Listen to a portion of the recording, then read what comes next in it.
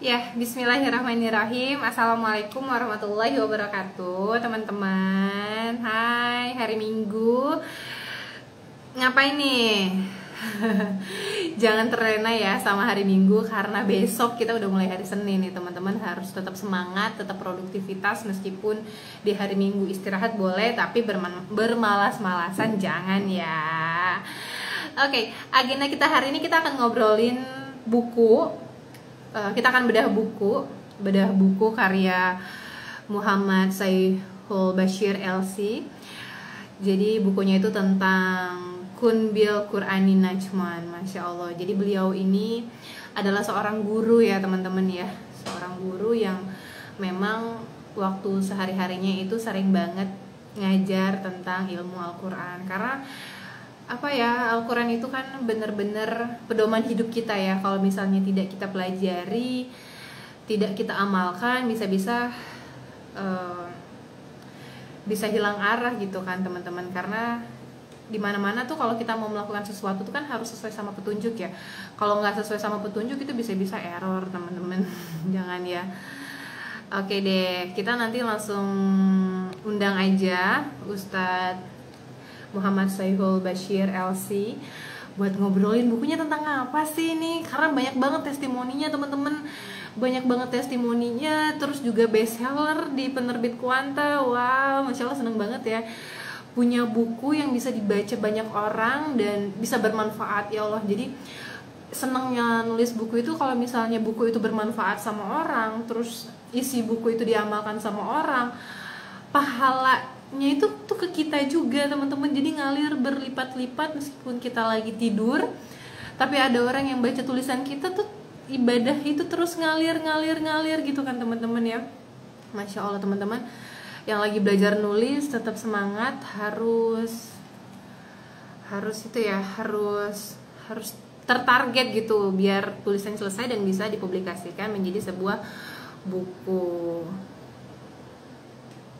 Oke, kita belum saya coba undang Ustadz ya, mana ya Ustadznya, kayaknya ini belum bergabung ya. Oke deh, kita tinggal tunggu aja ya, tinggal tunggu Ustadznya untuk bergabung teman-teman. Teman-teman nih udah kepo-kepo belum nih tentang buku Kun bil Qur'ani Najmannya? Bisa kepo-kepoin aja di Instagramnya Kuanta juga ada gitu kan. Terus juga di Instagram Ustadz Syaihul Bashir juga ada.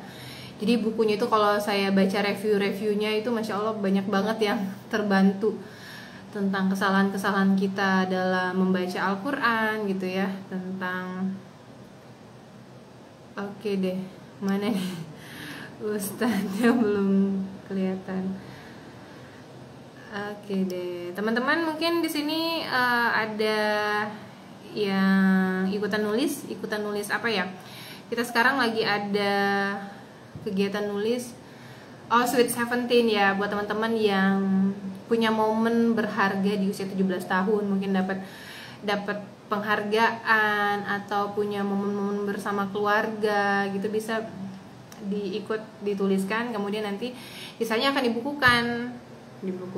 Masih nunggu nih Ustadz belum bergabung kah, tapi tadi semoga tidak ada masalah yang berarti ya teman-teman.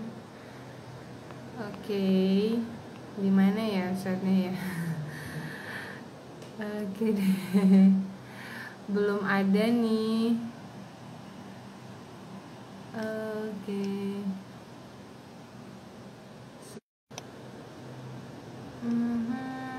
Teman-teman gimana? Dari mana teman-teman? Domisili mana nih? Panas nggak di sana? Sini panas banget, lagi cerah-cerah banget secara hatiku. Oke deh. Oke, belum bergabung juga. Oke, mungkin saya harus konfirmasi dulu ya teman-teman ya. Harus konfirmasi dulu Ustadznya lagi ada kendala apa gitu, belum bisa masuk. Wow, ada yang dari Garut ya. Hai Garut, saya pernah ke Garut itu di kebun, ada kebun kebun mawar ya kalau nggak salah ya. Ada kebun mawar. Hai hai teman-teman dari mana?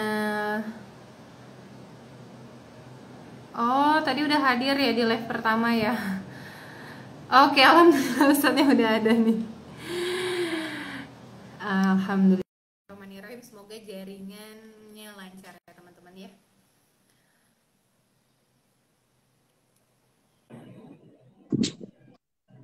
Bismillahirrahmanirrahim. Assalamualaikum Ustaz. Waalaikumsalam warahmatullahi wabarakatuh.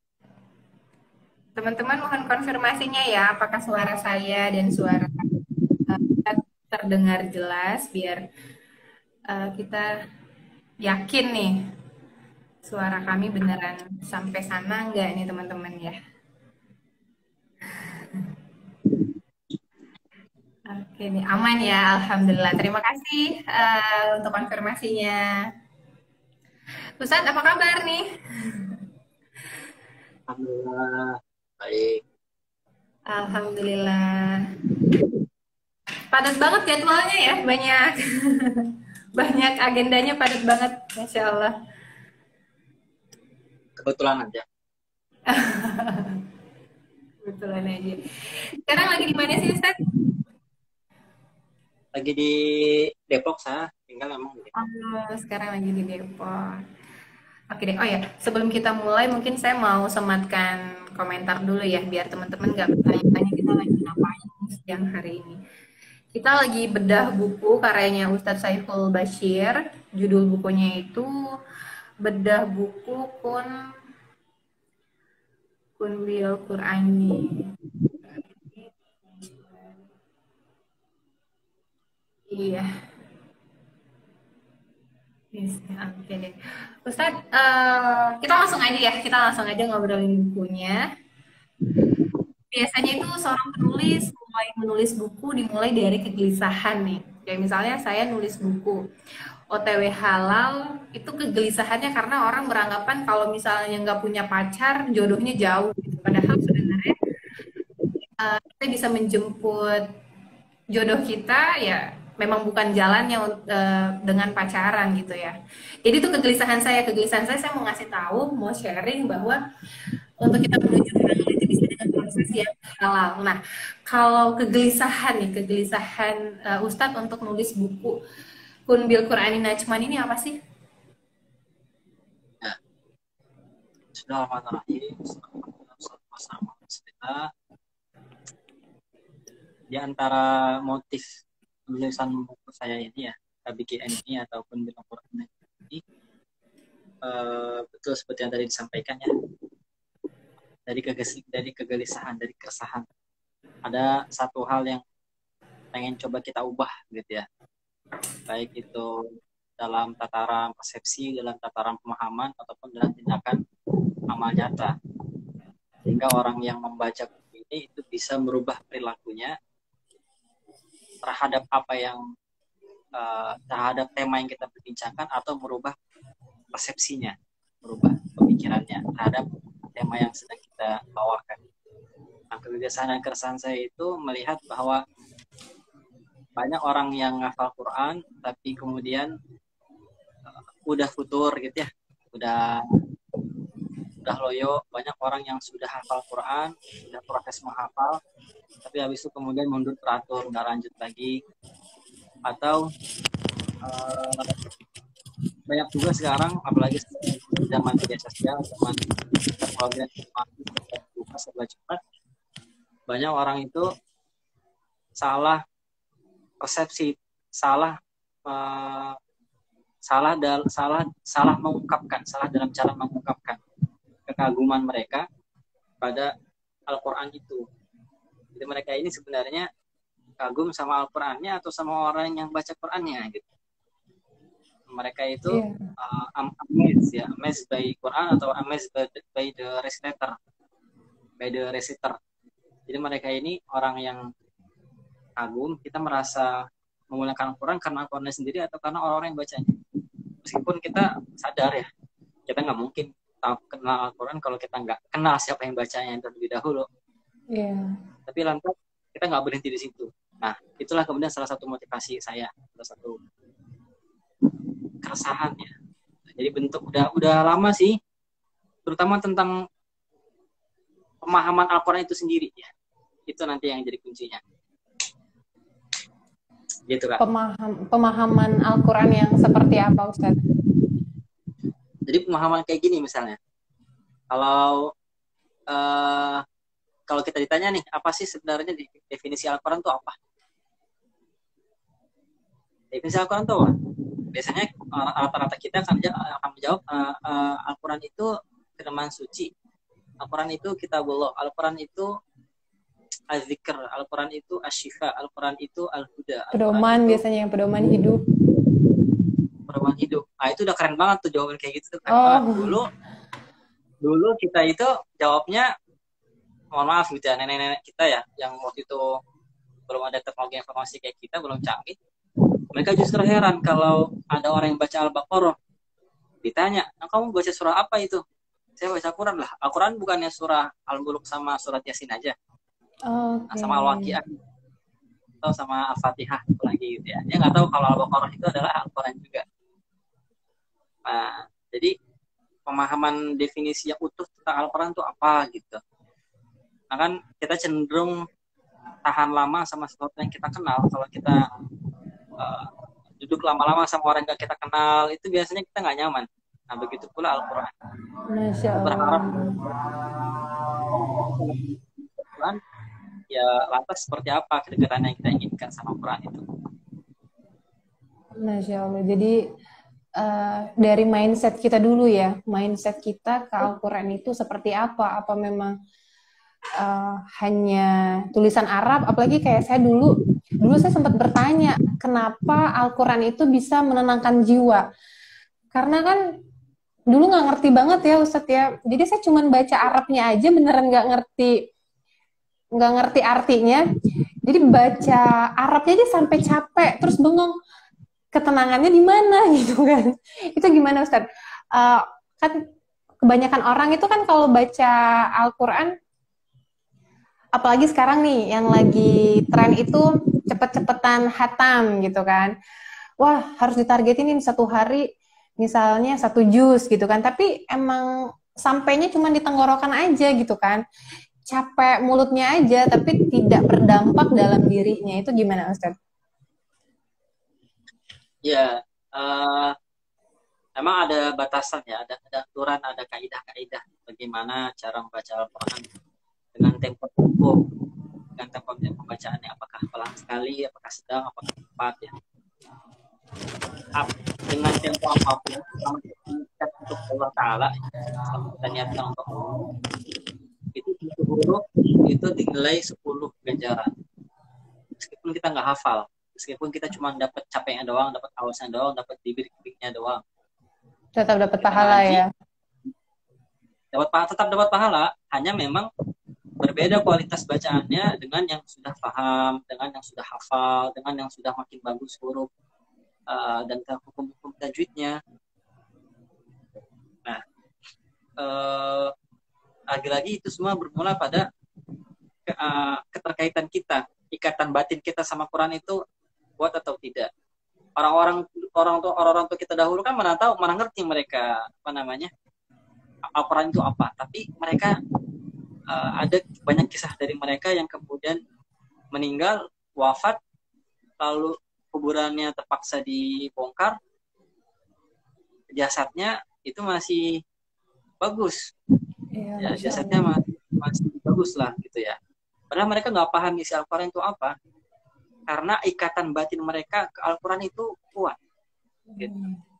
Ikatan batin yang nggak mengandalkan pemahaman, mereka mengandalkan sebetulnya pada kepercayaan, kepada keimanan yang nggak bisa diukur dengan rasional dan yang nggak bisa diukur dengan rasio maupun logika. Gitu. Walaupun memang tujuan diturunkan Al-Quran bukan hanya untuk dibaca ya, dihafal, tapi untuk ditadaburi. Nah, tadaburi itu butuh kekuatan ilmu, butuh kekuatan pemikiran, butuh kekuatan perenungan, butuh hasil-hasil yang kemudian berefek secara langsung pada kehidupan sehari-hari. Iya, Masya Allah banget. Jadi memang Allah sering bilang di Al-Quran bahwa wahai orang-orang yang berpikir gitu ya. Jadi kalau misalnya kita nggak berpikir, kita juga nggak bisa peka gitu ya Ustadz ya sama mukjizat Allah gitu Al-Quran ini, Masya Allah banget. Jadi Ustadz, di buku ini apa aja sih yang dibahas? Tentang apa aja? Pertama tentang hakikat Al-Quran secara definisi ilmiahnya. Jadi secara definisi ilmiah Al-Quran itu apa? Itu yang pertama. Kemudian pembagian Al-Quran. Pembagian Al-Quran itu yang kita tahu tuh apa sih? Misalnya, apakah Makiyah, Madaniyah gitu ya? Ya nggak? Iya. Betul nggak? Misalnya pembagian surat-surat Al-Quran itu Makiyah, Madaniyah. Nah, ternyata ada pembagian-pembagian lain yang jarang diketahui sama orang. Yang kalau orang tahu pembagian-pembagian ini, itu bisa buat mereka itu makin variatif metode mengulang dan metode murojaahnya. Selama ini yang kita tahu, Al-Quran itu terbagi menjadi 30 juz, 114 surah. Ada yang Makiyah, ada yang Madaniyah. Mayoritas surat adalah Makiyah. Yang Madaniyah itu minoritas. Kemudian kita murojaahnya ya biasa-biasa aja.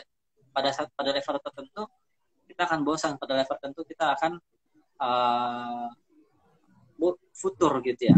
Nah, kalau orang tahu pembagian Al-Qurannya lain, bahwa ada loh yang disebut di Al-Quran itu namanya As-Sab'ut Tiwal, ada loh di Al-Quran namanya Al-Mi'in, ada loh di Al-Quran namanya Tiwalul Mufassal, ada loh di Al-Quran namanya Qisarul Mufassal. Ada loh pembagian Al-Quran itu berdasarkan hari menjadi fami, bisyaukan dan seterusnya. Jadi mengenalkan Al-Quran sampai nanti kepada mufradatul Quran, hal-hal yang unik yang hanya dimiliki oleh orang-orang tertentu. Orang-orang tertentu yang mereka menyimpulkan satu ayat ini buat dirinya itu apa. Dan biasanya orang-orang ini tuh kelasnya kelas wali, kelas orang-orang soleh sekali, kelas sahabat dan tabi'in. Lalu tips-tips gimana ngafal, lebih menjurus kepada apa yang salah sebenarnya dari cara menghafal kita. Yang saya koreksi yang melalui buku ini adalah kita cenderung kalau menghafal Quran tuh tanya metodenya apa gitu ya. Metodenya apa, selesainya berapa dan seterusnya lah gitu ya. Itu saya luruskan persepsi seperti itu. Yang benar itu seperti apa saya catatkan di sini. Pokoknya namanya metode diantaranya. Pokoknya metode itu ngikut. Metode itu bukan segala-galanya. Justru orang yang kemudian kebanyakan metode tapi dia nggak pernah fokus, nggak pernah tekun, terburu-buru, tergesa-gesa, cuman mau ikut sebulan, 2 bulan, habis itu hafiz 30 juz. Justru kayak gitu yang kemudian nggak dapat apa-apa dari Al-Quran. Terlalu mengandalkan metode, terlalu mengandalkan satu kurikulum tertentu yang dibatasi oleh waktu tertentu, oleh lembaga tertentu, yang tidak membuat interaksi sama Al-Qurannya itu long lasting. Lalu juga yang saya sampaikan di buku ini adalah seputar metode murojaah, metode mengolah hafalan. Metode mengolah hafalan dengan metode yang paling ideal, gitu Kak. Metode yang paling ideal itu seperti apa sih? Ternyata contoh dari para sahabat itu macam-macam. Mereka tuh ngulang para sahabatnya, karena kan judul bukunya kan ala sahabat nih, maksudnya sahabat Nabi. Iya. Itu mereka macam-macam. Ada yang ngulang setiap sebulan sekali, ada yang ngulang setiap 20 hari, ada yang ngulang setiap 15 hari sekali, 2 pekan sekali, ada yang 7 hari sekali, sepekan sekali, ada yang 3 hari sekali. Nah, di tengah-tengah dari bervariasinya cara mengulang hafalannya para sahabat, saya kemudian metode yang paling tengah itu 10 hari. Jadi dia tidak terlalu terburu-buru dan juga tidak terlalu lama. Buat para menghafal Quran yang sudah selesai hafalan, ini cara yang paling ideal untuk mempertahankan konsistensi hafalannya. Saya sampaikan caranya gimana, metodenya sesuai tanggal dan seterusnya. Saya jelaskan, meskipun masih banyak yang nanya ya, ini gimana kalau diterapkan buat pemula, boleh apa enggak gitu. Insya Allah nanti kapan-kapan kita kembangkan lah materi ini. Gitu. Lalu juga saya jelaskan juga tentang kisah-kisah bintang. ya, yang sesungguhnya gitu. Para penghafal Quran yang ideal. Bukan saya, bukan orang-orang masih hidup di zaman sekarang, bukan orang-orang yang kita lihat videonya di YouTube, di Instagram, di Twitter, atau di mana-mana, bukan seperti itu. Yang ideal adalah mereka yang sudah meninggal, mereka istiqomah dalam agenda ta'alum dan ta'lim Quran, agenda mengajar dan belajar Al-Quran. Ternyata ada loh yang disebut oleh para ulama dengan bintang-bintang dan rembulan. Bintang-bintang dan rembulan. Nah, siapa saja saya jelaskan di buku ini. Mereka adalah para penjaga Al-Quran dari sejak zaman Nabi SAW sampai abad 9 Hijrah, sampai dikumpulkan oleh Al-Imam Ibnu Jazari di abad 9 Hijrah. Ada nama-namanya gitu, ada yang disebut dengan qiraat sab'ah, qiraat 7 ya. Kemudian ada yang disebut dengan qiraat asyrah, qiraat 10. Nah, saya tulis biografi mereka singkat. Saya beri judul Bintang-Bintang Penjaga. Lalu kemudian bagaimana akhir itu saya tulis tentang bagaimana pengalaman saya sendiri gitu ketika belajar Al-Quran ke guru-guru besar tajwid, guru-guru besar Quran di Madinah. Saya temukan kisah-kisah saya di situ, nggak terlalu banyak. Begitu juga yang terakhir itu bagaimana kisah Bapak almarhum, yang saya anggap sebagai bintang paling terdekat ya, bintang terdekat dalam kehidupan saya, Bapak almarhum yang meninggal di proses penulisan buku ini. Jadi saya nulis buku ini itu Bapak meninggal gitu, jadi belum selesai buku Bapak sudah keburu meninggal, jadi saya belum sempat ngasih tahu ke Bapak nih, ya kan, apa namanya, kalau saya dan buku gitu, belum sempat. Ya akhirnya kemudian saya cantumkan di bagian terakhir tentang Bapak, bagaimana sudah meninggal dan juga kebaikan-kebaikan yang selama ini diajarkan kepada saya dan juga saudara-saudara. Makanya kemudian di pembukanya saya tulis teriring Al-Fatihah. Di pembukaan buku ini nih, saya tulis teriring Al-Fatihah untuk almarhum. Semoga Allah sinari kuburnya dengan sinar Al-Quran, dengan begitu kan. Amin, amin.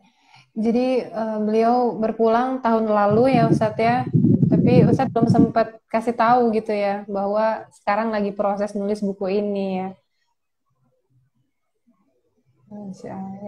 Saya yakin insya Allah beliau husnul khotimah dan mendapatkan tempat yang terbaik di sisi Allah. Amin, amin, ya rabbal alamin. Ustadz, ini ada pertanyaan ya. Gimana sih Ustadz caranya kita buat cinta sama Al-Quran? Kenali dari awal perbincangan kita Kak, dari tadi kan kita ngomong tentang mengenali Al-Quran. Iya. Jadi tak kenal maka tak cinta ya teman-teman. Ya nggak kenal maka ta'aruf. Iya. Nggak ta'aruf ya maka iya harus kenali Al-Quran dengan kenalan yang menyeluruh gitu, sampai juga pengenalan yang rinci. Apa sih surat yang paling agung di Al-Quran? Apa sih surat yang paling pendek di Al-Quran? Apa sih surat yang paling panjang? Apa sih ayat yang paling panjang? Apa sih ayat yang disebut dengan sayyidu ayil Quran? Apa sih ayat-ayat yang disebut dengan ayat-ayat penyembuh? Apa sih ayat-ayat yang disebut oleh para ulama dengan ayat yang paling pemberi harapan? Apa sih ayat yang paling mengancam? Apa sih surat yang membuat Rasulullah SAW itu menangis ketika dibacakan? Apa sih surat yang membuat para sahabat itu ketika mendengar Rasulullah membaca surat itu hati mereka itu hampir meledak. Jadi ada satu surat yang dibaca sama Rasulullah SAW di sholat maghrib. Para sahabat yang mendengar sebagai makmum di belakang, ketika mendengar ayat-ayat ini dibacakan, itu kata Jubair bin Mut'im ya, kalau tidak salah sahabat itu. Maka ada qalbi an yatir. Hampir-hampir hatiku ini copot terbang. Saking menakjubkannya surah ini. Apa surat ini tuh apa? Itu kita kenali, semakin banyak kita tahu fakta-fakta menarik di Al-Quran, maka kita akan semakin kenal. Terus juga kemudian fakta-fakta numerik fakta-fakta numerik, trivia-trivia seputar jumlah-jumlah. Tahu nggak sih kalau penggunaan kata daratan itu 70 kali dengan kata barun. Tahu nggak sih kalau penggunaan kata lautan dengan kata bahrun itu 30 kali. Ya, persis seperti apa yang ada di tubuh kita. Komposisi tubuh kita itu 70% air, 30%-nya padat. Persis juga dalam komposisi bumi yang hari ini kita tempati, 70%-nya itu daratan, 37%-nya itu cairan, air, lautan, 30%-nya daratan. Tahu nggak sih kalau penyebutan jumlah bulan di Al-Quran itu ada 12 dengan kata syahrun. Persis dengan jumlah bulan yang harinya ada di tengah kita, baik jumlah qamari atau syamsiyah. Tahu nggak sih jumlah penyebutan hari dengan kata yaumun itu ada 30. Persis dengan jumlah hari dalam satu bulan. Nah, hal seperti ini yang kemudian kita terus belajar fakta-fakta ini. Tahu nggak sih jumlah penyebutan Fabi ayyi ala rabbikuma tukadziban di surah Ar-Rahman itu berapa kali? Tahu nggak sih surat yang di setiap ayatnya itu adalah lafzul jalalah, adalah lafaz Allah? Tahu nggak sih surat-surat yang dibuka dengan tosin itu ada berapa? Yang dibuka dengan tosimim, dengan tosin itu ada berapa? Dengan tosimim itu ada berapa? Dengan hamim itu ada berapa? Dan suratnya apa saja. Nah, semakin kita kenal, kita semakin menarik. Wah, ternyata Al-Quran ini memang nggak main-main. Ya, ketika bilang petunjuk, nggak sekedar kasih petunjuk. Al-Quran itu kasih semuanya. Memang benar-benar dia itu apa ya? Melepaskan kesesatan gitu ya, melepaskan ikatan-ikatan kejahiliahan. Termasuk juga ayat yang bicara tentang akidah, ayat bicara tentang syariat, ayat yang bicara tentang sirah, tentang sejarah. Jadi kuncinya ada di kenalan. Nah, untuk mengenal Al-Quran tentu butuh bimbingan yang tepat.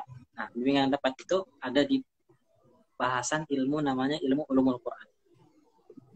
Gitu. Selalu minta tolong sama Allah, doa sama Allah. Semoga Allah kasih cinta kita sama Allah. Bener banget, minta pertolongan sama Allah, minta izin sama Allah gitu ya, sama tak kenal maka tak cinta. Jadi memang kita sama Allah juga mungkin apa ya,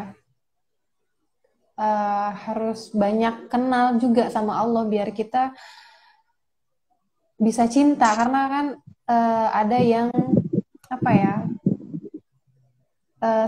Allah aja gitu tanpa tahu hal-hal lain gitu tentang Allah gitu. Apalagi misalnya ada yang ngaji tuh saat ngaji tuh bener-bener nggak tersentuh hatinya gitu loh Ustaz. Ada yang ngaji dia baru baca sedikit udah tersentuh, itu bener-bener atas izin Allah banget ya, Masya Allah banget. Saya mau nanya nih, Ustadz dulu waktu memutuskan untuk menghafal Al-Quran itu gimana sih momennya? Saat momen apa? Kenapa? Dan strong why-nya apa, Ustadz? Saat itu masih usia 8 tahun ya, Ustadz ya, mulai menghafal Al-Quran? 7 tahun. 7 tahun, Masya Allah. Itu gimana sih, Ustadz? Ceritain dong. Banyak kisah ya. Saya ceritakan di buku saya. Kalau teman-teman mau tahu lengkapnya nanti bisa ke buku ya. Mungkin ini general aja teman-teman. Jadi saya dulu ngapal Quran itu pertama kali memang diarahkan sama Bapak dan Ibu. Masya Allah. Orang yang pertama kali bikin garis besar haluan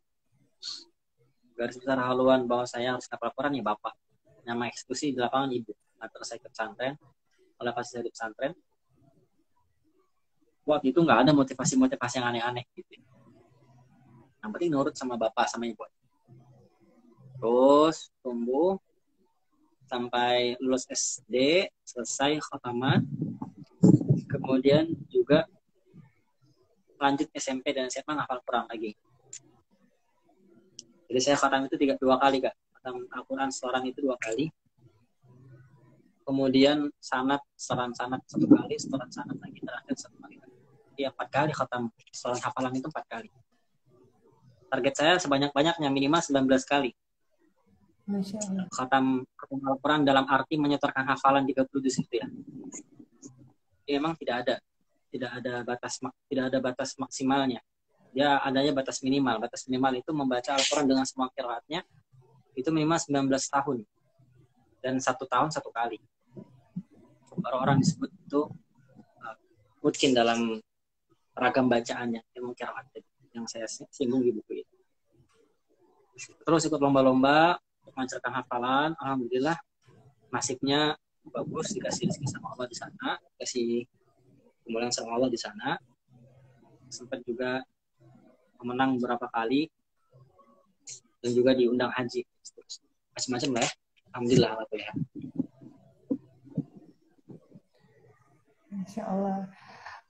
Momen waktu masih kecil itu gimana sih Ustadz? Orang tua ngenalin Al-Quran ke Ustadz kan masih kecil ya, atau mungkin dengan metode apa gitu sambil bermain, pakai puzzle atau gimana sih Ustadz? Sampai akhirnya Ustadz nyaman gitu sama apa yang udah orang tua ajarkan ini gitu dan diteruskan sampai sekarang. Ya. Jadi nggak ada pakai puzzle. Dulu kami ngafal Qurannya itu disabet pakai rotan. Makanya saya kalau ditanya nih Kak, gimana cara ngafal Quran yang menyenangkan? Saya nggak tahu jawabnya karena buat saya ngafal Quran itu yang menyenangkan. Proses menghafal Quran itu perjuangan.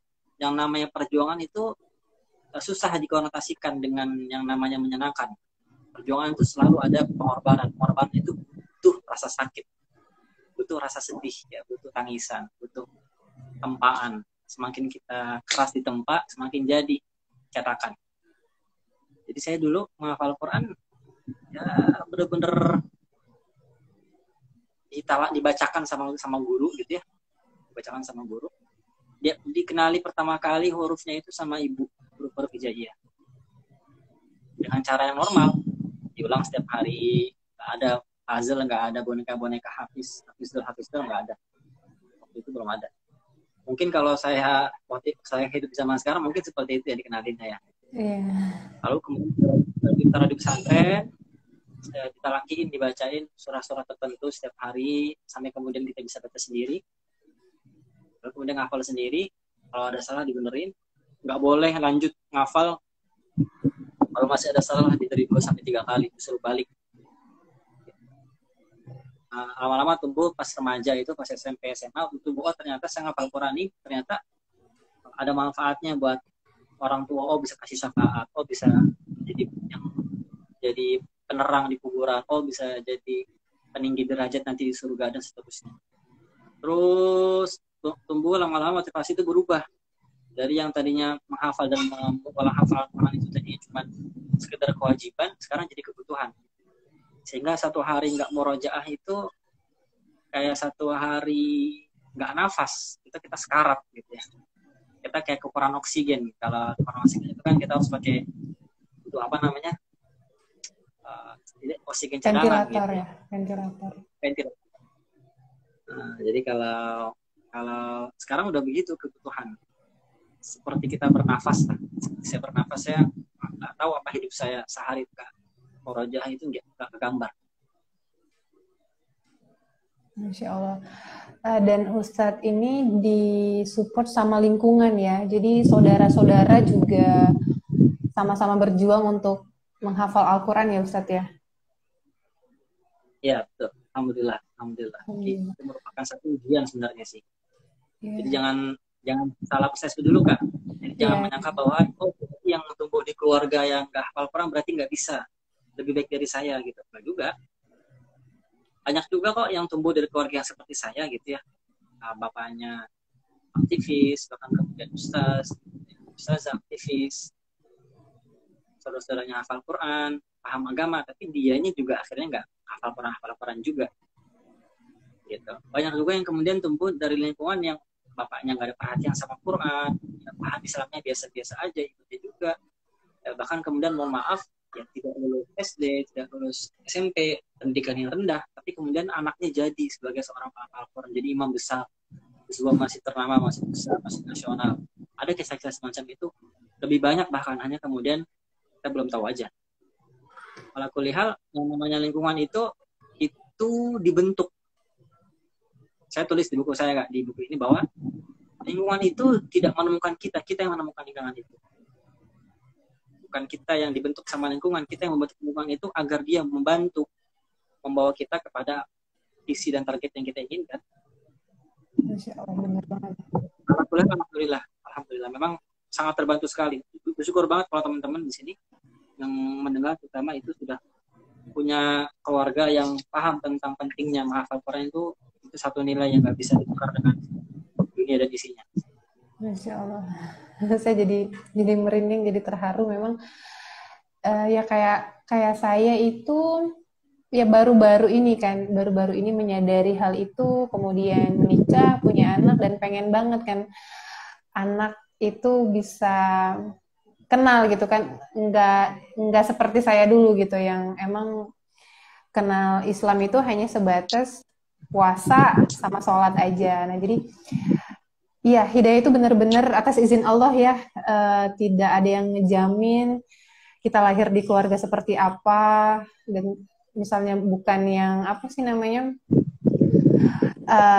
bukan aktivis dan yang lain-lain, bukan berarti kita nggak bisa seperti itu ya Ustadz ya, insya Allah teman-teman. Nah ini ada pertanyaan nih Ustadz, gimana sih Ustadz menanggapi sekarang kan kalau mau baca Al-Quran tuh udah bisa dari handphone ya Ustadz. Kalau Ustadz menanggapinya baca Al-Quran di handphone itu gimana sih Ustadz? Ya, baca Quran di handphone nggak apa-apa, bagus. Yang nggak bagus itu kalau nggak baca Quran sama sekali. Bener banget teman-teman. Baca Quran di mushaf, bentuknya kertas, mau bentuk bacanya itu di mushaf yang bentuknya itu apps, aplikasi, itu sama saja. Hanya memang lebih banyak berkahnya kalau pakai mushaf yang bentuknya tradisional ya, yang memang mushaf literally. Mushaf itu disebut mushaf dari kata suhuf, artinya lembaran-lembaran kertas. Memang lebih berkah kalau pakai, memang pakai HP. Apalagi kalau pakai HP, ngaji di HP itu kan dikit-dikit ada notif, dikit-dikit ada WhatsApp, dikit-dikit ada panggilan darurat kan gitu kan. Kalau udah sama mushaf ya udah kita ninggalin HP. Mau ada panggilan darurat, mau ada ambulan lewat, mau ada presiden turun dari helikopter di depan rumah kita bodo amat. Iya benar banget. Nah, gitu. Jadi kita lebih terkonek saja. Saya terbiasa kalau baca Quran di mushaf itu kalau lagi safar saja. Kalau lagi safar. Kalau lagi di rumah saya nggak pernah buka mushaf baca Quran itu dari di HP. Selalu mengandalkan mushaf. Saya punya 3 mushaf. Kak, 3 mushaf di rumah apa saya. Aja? Buat saya sendiri. Mushaf pertama itu saya taruh di ruangan belajar di sini nih. Di mushaf pertama saya taruh di meja kerja. Mushaf satu lagi saya taruh di kamar tidur. Berdekatan gitu. Ruangan-ruangan ini berdekatan, tapi saya pengen ada satu ruangan yang saya tuh satu mushaf. Sehingga yang bersaksi itu banyak. Wah, Masya Allah. Ya. Daripada kita beli 3 gadget kan, yang mending mushafnya aja sekalian, lebih murah dan insya Allah juga lebih berkah. Tapi katanya kalau misalnya nih, ini kalau misalnya kita lagi proses menghafal ya Ustadz ya, kalau kita proses menghafal itu kalau bisa mushafnya satu aja ya Ustadz, biar apa ya, biar lebih mudah gitu Ustadz. Iya betul Kak, saya tulis di buku saya tentang itu juga. Abadikan mushafmu, saya bilang di buku saya itu, saya tulis abadikan mushafmu, abadikan mushaf Anda. Kalau bisa satu bertahan. Kenapa? Bukan karena alasan ta'abudi ya sebenarnya. Alasan ta'abudi itu berarti itu bagian dari ibadah ya. Enggak. Kalau kita bikin itu ta'abudi, kita buat-buat. Enggak. Ini bukan sesuatu yang ta'abudi. Ini sebagai sesuatu yang sunnah hasanah saja. Sebagai sesuatu yang kebiasaan para guru-guru kita ajarkan. Agar apa? Agar kita ini tipikal orang-orang Asia Kak. Itu tipikal orang yang menghafal itu dengan cara fotografi. Yeah. Memori fotograf memori. Jadi menghafal berdasarkan apa yang kita lihat dengan mata. Nah, kenapa kemudian dianjurkan satu mushaf? Agar kita ingat betul letak-letaknya. Oh, setelah akhir ayat ini di halaman ini lanjutannya di halaman berikutnya ini. Misalnya, oh setelah surah Al-Kautsar itu posisinya di sebelah kiri, bawah, ujung. Setelah Al-Kautsar balik ke halaman baru, oh ternyata setelahnya adalah Al-Kafirun. Nanti kemudian atasnya Al-Kafirun, paling bawahnya surah Al-Masad atau surah Al-Lahab. Setelah itu Al-Ikhlas. Nanti Al-Ikhlas, oh bawahnya An-Nas. Jadi kita untuk membiasakan mata kita agar membantu kita tuh melanjutkan melanjutkan surah itu gampang. Masya Allah, bener banget. Jadi kita tahu letaknya ya. Dan itu kayak membantu kita untuk menghafal juga ya dengan tahu letaknya. Ustadz nih ada yang mau minta diliatin mushaf yang ada di dekat Ustadz. Pengen lihat dong katanya. Mushafnya gimana? Yang ada di meja saya, meja belajar. Ini ceritanya ruangan belajar saya ya. Iya. Ya, Ustadz. Nah, itu ya teman-teman ya. Di screenshot mangga. Iya, terima kasih Ustadz. Ini Qurannya isinya ringkasan tafsir juga. Sangat membantu tadabbur. Nah, ini di kalangan mahasiswa Libya, Kak. Kalangan mahasiswa Madinah ya. Ini cukup ngetren sekarang. Dia meringkas tafsir yang panjang, diringkas dengan sederhana, dan pilihan katanya itu paling mendekati kepada apa yang dimaksud oleh ayat. Ini judulnya Al-Mukhtasar fi Tafsir Al-Quran Karim. Saya dikasih hadiah sama guru saya, dosen saya di Libya. Dari 2018 sampai sekarang belum tergantikan ini, Ustaz. Masya Allah. Ustadz nih ada yang nanya nih Ustadz. Waktu emas atau waktu terbaik untuk menghafal Al-Quran, Ustadz? Waktu terbaik atau waktu emas untuk menghafal adalah waktu di mana pikiran kita paling segar. Pikiran kita masih alfa istilahnya itu ya. Pikirannya itu masih alfa, masih benar-benar optimal, masih fokus, zero mind. Itu biasanya di pagi hari sebelum kita beraktivitas apapun, setelah kita bangun setelah subuh, itu biasanya pikiran kita paling segar. Makanya kan katanya nih, kata orang-orang nih, yang saya sih nggak tahu. Makanya kan kata orang-orang itu, kalau orang sudah berkeluarga, ada permasalahan antara pasangan suami istri, itu sebaiknya ngomonginnya di pagi hari sambil minum teh. Itu enggak? Iya. Anak-anak belum bangun. Bangun. Jadi katanya pikiran masih segar gitu, masih tenang, kayak emosi juga nggak terlalu bekel ya. Nah, Al-Quran tuh begitu juga. Waktu terbaik untuk hafal intinya emasnya itu di pagi hari. Tapi buat orang-orang pilihan Allah ya, orang pilihan Allah itu adalah orang-orang yang punya syarat dan ketentuan khusus. Pilihan Allah itu ngafal Qurannya di sebelum subuh. Sebelum subuh kan. Menghafal Quran itu sebelum subuh. Setelah sholat tahajud, hafal Quran itu jauh lebih berefek. Inna nasyiatal laili hiya asyaddu wat'an wa aqwamu qila. Aktivitas yang dilakukan di sepertiga malam terakhir, inna nasyiatal laili hiya asyaddu wat'an. Itu lebih menghantam, lebih dalam, lebih deep daripada yang dibaca di siang hari atau di pagi hari biasa. Wa aqwamu qila, dan lebih kekal. Bacaan-bacaannya itu lebih kekal, lebih nempel. Allah.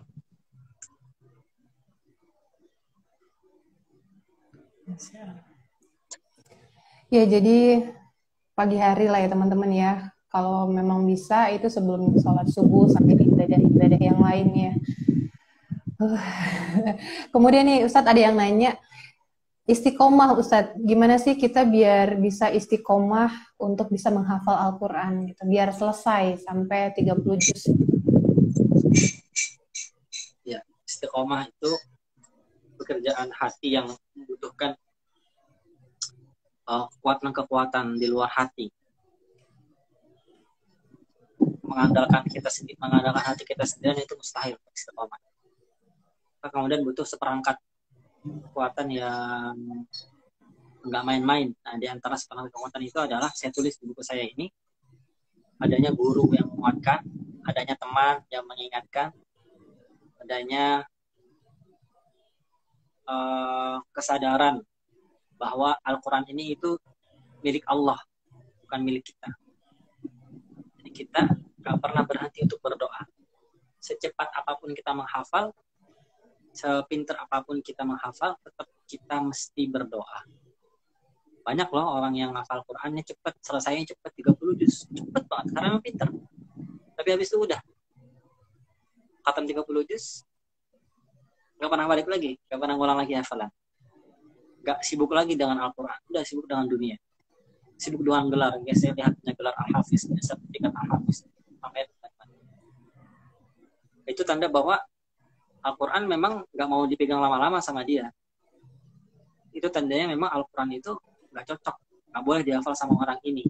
Karena orang ini tidak pernah berdoa, tidak pernah mengaitkan aktivitas menghafal Al-Quran dengan zat, dengan Tuhan yang menurunkan Al-Quran itu sendiri.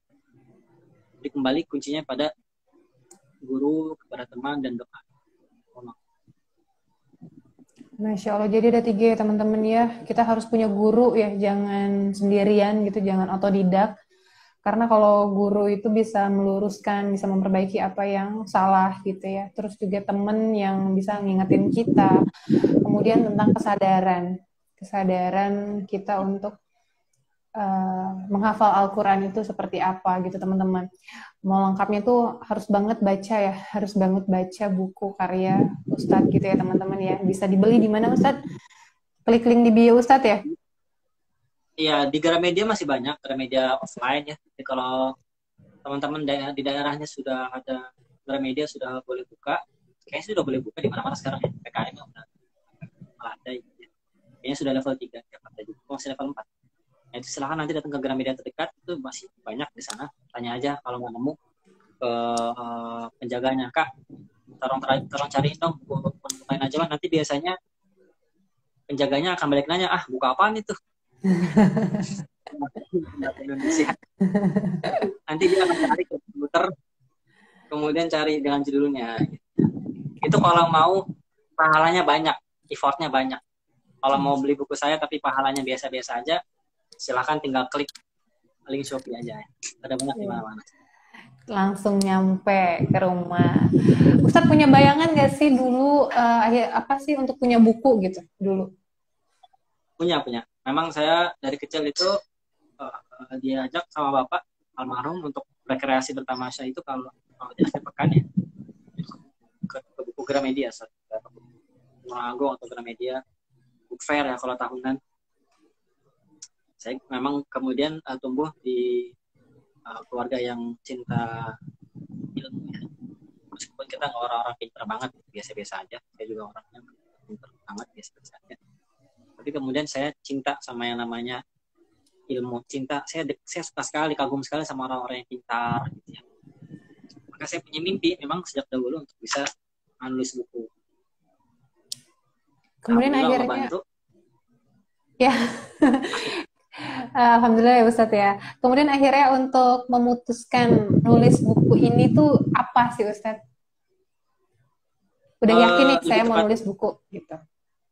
Iya, lebih tepatnya kita punya niat nih ya. Punya niat, punya azam. Nanti Allah mudahkan saja jalannya. Jadi saya naskah buku ini saya nggak kirim ke penerbit yang minta saya. Jadi dihubungin ya. Ya skemanya skema editor yang menulisnya, bukan si penulis yang ngirim naskah ke editor atau ke penerbit. Jadi ditawarin sama Kuanta, kemudian Ustadz bersedia gitu ya. Berapa lama sih Ustadz merampungkan buku ini, naskahnya? Niatnya itu 4 bulan 3 bulan. Tapi ternyata molor jadi 7 bulanan karena terpotong dengan agenda saya ke Madinah. Hikmahnya saya bisa jadi ada tambahan banyak sih ya. Tambahan materi makin banyak. Kemudian yang kedua, terpotong juga ketika bapak meninggal. Itu sempat vakum sebulan kan. Di niatnya itu mulai nulis September 2019, selesai Januari lah 2020. Tapi ternyata September baru nulis 1 pekan 2 pekan, tiba-tiba harus persiapan ke Madinah. Akhirnya saya tunda dulu, terus bukunya saya minta maaf ke editor, terbit, saya minta maaf saya ada kesempatan beasiswa ini belajar ke Madinah, jadi saya tunda dulu ya. Akhirnya dibolehin. Sampai mulai lagi itu bulan Maret, April, Mei Bapak meninggal. Saya berhenti lagi, saya minta izin lagi. Maaf, ini naskah belum saya rampungkan. Kemudian akhirnya lanjut bulan Juni, Juli, Agustus. Agustus selesai, rampung dari sayanya ya. Self editingnya selesai di bulan Agustus. Saya kirim ke editor naskah finalnya dan terbit di bulan Februari 2021. Insya Allah. Kemarin sempat tanda tangan 1000 buku ya Ustadz, ditemenin sama Ibu. Oh enggak. Ibu itu maksudnya ibu siapa? Ibu Ustadz. Oh enggak. Oh, sama adik-adik aja. Oh, kenang-kenangan aja ya. Saya lihat Ibu posting Ustadz lagi tanda tangan 1000 buku. Itu foto dari saya. Oh iya, upload aja ya. Masya Allah. Apa yang kesannya dari Ibu tuh? Manggilnya apa sih Ustadz? Umi ya, Ibu ya. Ibu ya. Apa yang Ibu katakan saat buku Ustadz terbit?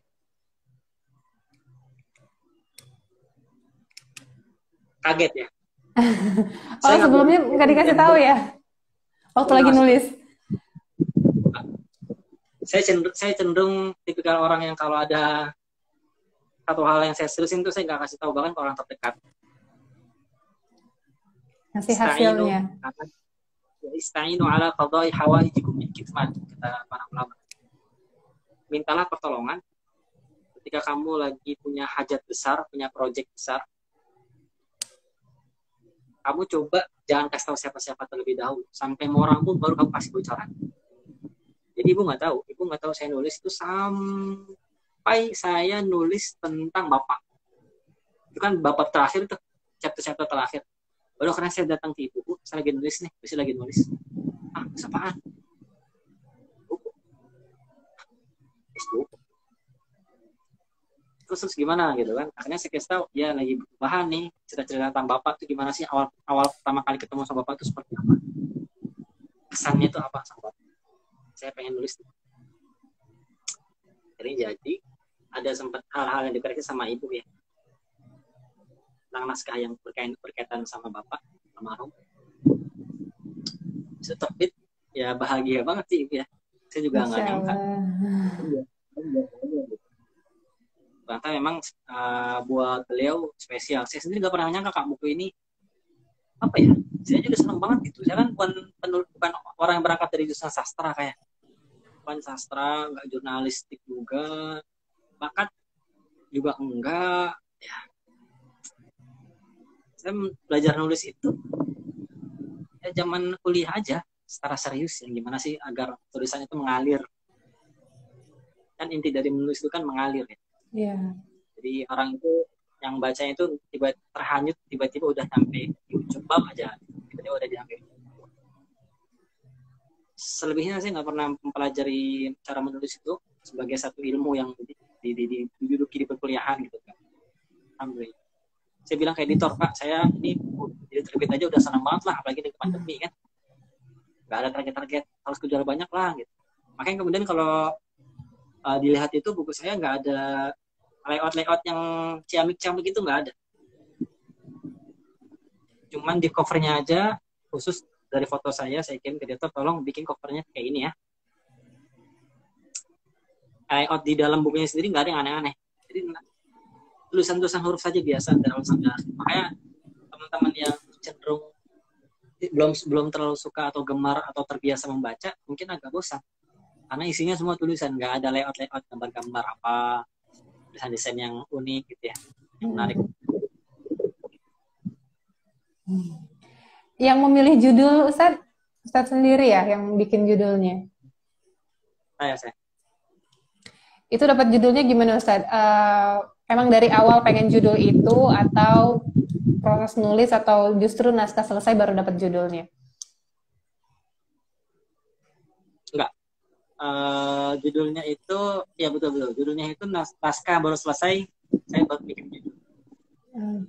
Jadi kan Oke. kata jadi para ulama itu ternyata ini fakta ya.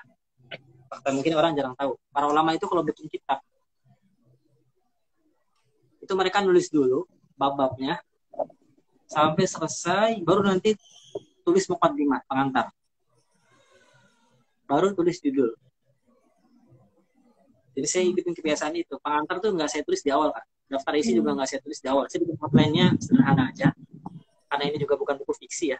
Jadi gampang gitu bikin outline itu gampang. Buat teman-teman juga yang nyimak ya. Jadi jangan nyangka nulis buku itu sulit, enggak. Jadi teman-teman bisa ikut nih di acara atau di program dari Desio ini.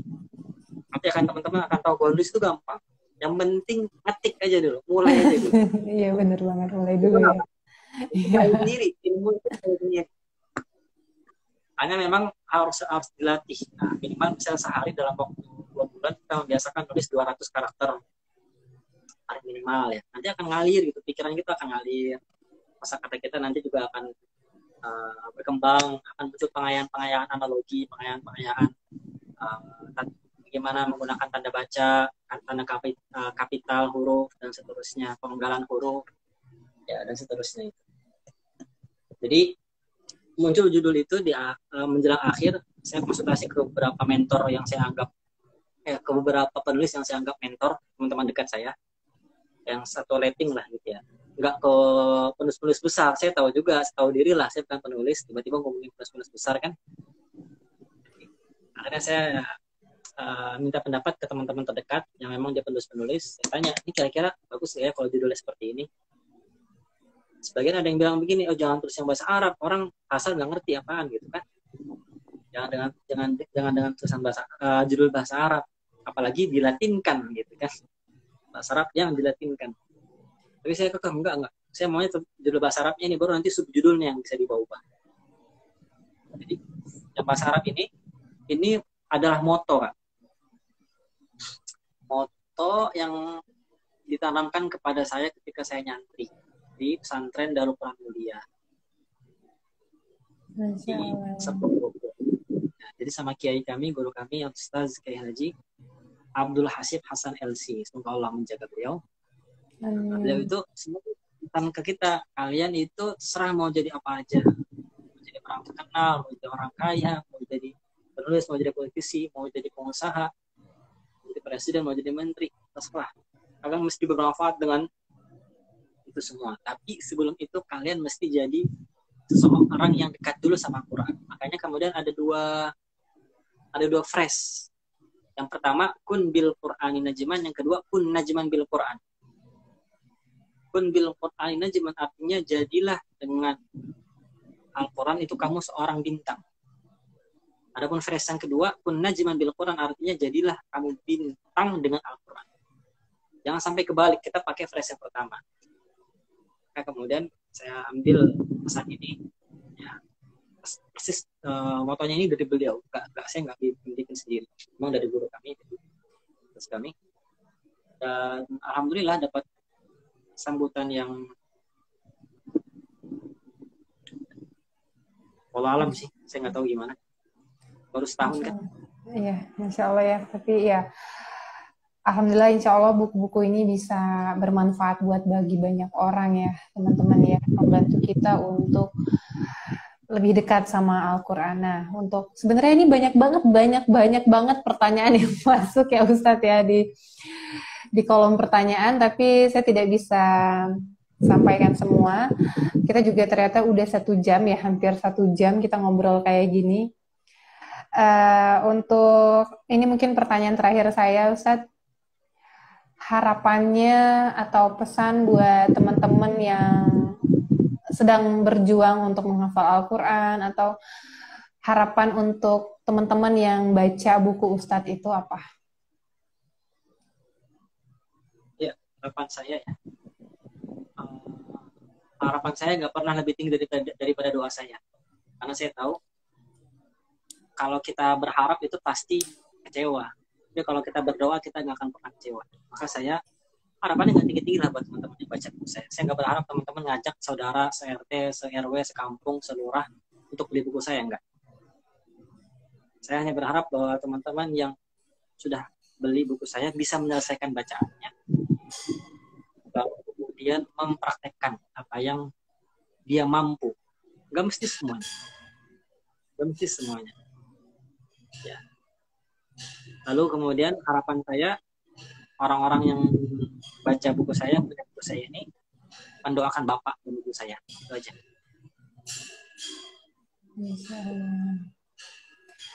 Kemudian untuk para pejuang yang sedang menghafal Al-Quran, Ustaz? Untuk para pejuang Al-Quran, silakan baca buku saya. Maksudnya, para pejuang Al-Quran, Anda disebut pejuang Al-Quran selama Anda berhenti menghafal. Anda disebut pejuang Al-Quran itu bukan ketika Anda selesai hafalan atau ketika Anda lambat dalam menyelesaikan hafalan. Anda disebut pejuang Al-Quran selama Anda tidak berhenti mempelajari dan menghafal Al-Quran. Siapapun Anda, kapanpun Anda, berapapun Anda. Dan itulah yang tercatat nanti di hadapan Allah sebagai amalan terbaik yang akan kasih syafaat adalah mereka yang menjadi sahib Al-Quran. Bukan orang yang cuma ikut daurah, ikut pelatihan 1 bulan atau 30 juz, itu namanya bukan sahibul Quran. Itu namanya sahibul Quran. Orang yang kemudian melemparkan Al-Quran ala kadarnya gitu, lewat aja di depannya, itu udah nggak dijadiin sahabat. Maka mari kita sama-sama jadi Al-Quran itu sahabat yang memang menemani di kala kita sedih, kala kita senang, kala kita gembira, kala kita galau, kala kita rindu, kala kita lagi berharap, kalau kita lagi berdoa, kalau kita lagi sedih, kalau kita dalam keramaian, selalu Al-Quran itu ada di hati. Wallah, Masya Allah. Terima kasih banyak, Kak. Ya, saya juga terima kasih banget. Banyak banget ilmu yang kita dapetin ya teman-teman ya. Masya Allah, semoga Ustadz selalu dijaga, selalu dimudahkan segala urusannya. Doa terbaik deh buat kita semua ya teman-teman ya. Semoga kita sehat selalu juga dan ujian negeri ini juga segera berakhir ya. Semoga pandemi segera berakhir. Jangan lupa beli buku Kunbil Qur'ani Najman teman-teman ya. Ingat pesan Ustadz diselesaikan, terus jangan lupa juga diamalkan isi bukunya. Terima kasih banget Ustadz, semoga sehat selalu. Assalamualaikum warahmatullahi wabarakatuh. Waalaikumsalam. Izin pamit ya. Iya, Ustadz mangga. Masya Allah teman-teman, banyak banget ilmu yang saya dapat dari Ustaz Saihul Bashir LC ya. Banyak banget sebenarnya pertanyaan yang mau saya tanyain karena ini udah dicatat, tapi ya karena berhubung waktu dan sepertinya sudah cukup dulu karena udah hampir 1 jam. Terima kasih teman-teman yang sudah bergabung. Semoga dimudahkan dalam menghafal Al-Quran. Jangan lupa beli buku Ustadz, buku Kunbil Qur'ani Najman ya. Assalamualaikum warahmatullahi wabarakatuh.